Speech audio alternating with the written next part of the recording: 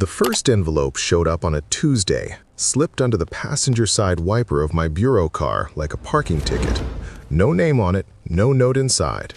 Just $20,000 in banded hundreds and a phone number written in pencil on a torn piece of brown paper bag.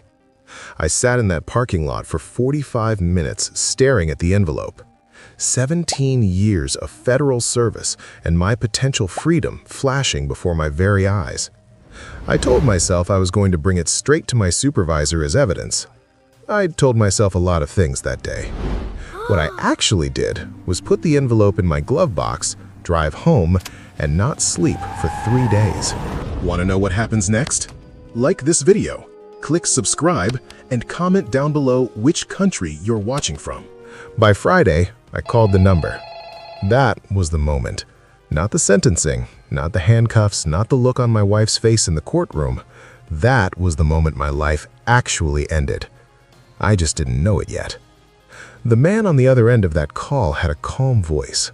He said my name. He said he knew my caseload. He said the organization appreciated men who understood how the world actually worked. What they basically wanted was information. They needed someone inside the bureau who could see which investigations were gaining traction, which confidential informants were getting close to the upper tiers of their operation. And for 2 years, I was their inside man. A case would start building momentum, good agents doing good work, getting close to cartel-connected distribution networks running up from the border through 3 states, and I would find a way to quietly redirect it, or send a tip that sent surveillance teams to the wrong location. A procedural objection buried in paperwork that got evidence thrown out before it ever saw a courtroom.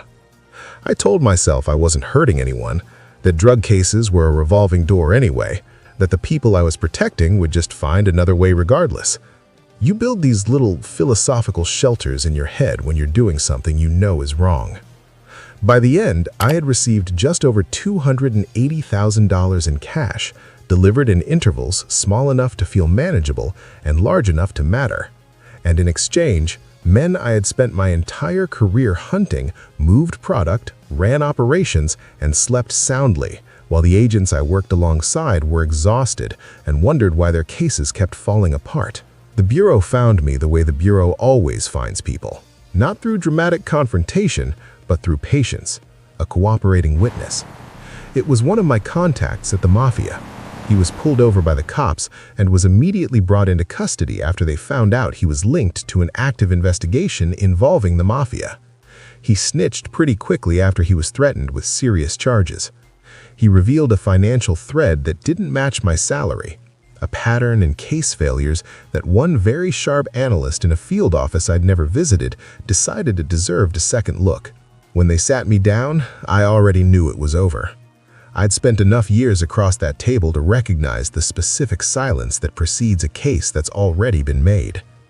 What followed was the machinery of consequences. Prosecutors, hearings, a jury that acquitted me of the heaviest charges but found enough in the middle to put me in federal prison for 5 years, which, at my age and in my condition, is its own kind of life sentence. I think about the agents I worked with most, the ones who went home and believed that the work mattered. They were right, and I knew they were right, and I did what I did anyway. That is the part I cannot build a shelter around. The Mexican Mafia got 2 years of cover, and I got a cell. They got the better end of the deal. They always do. That's the thing about men who understand how the world actually works. They're very good at making sure someone else pays for their crimes.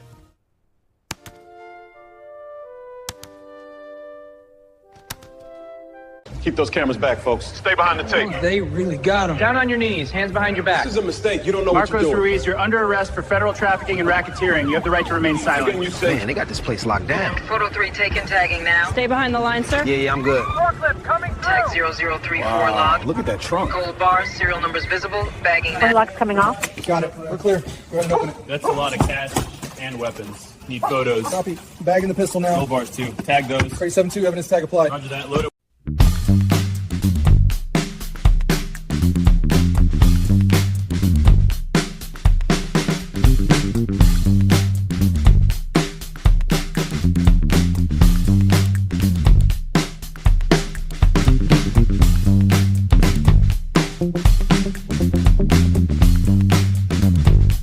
it.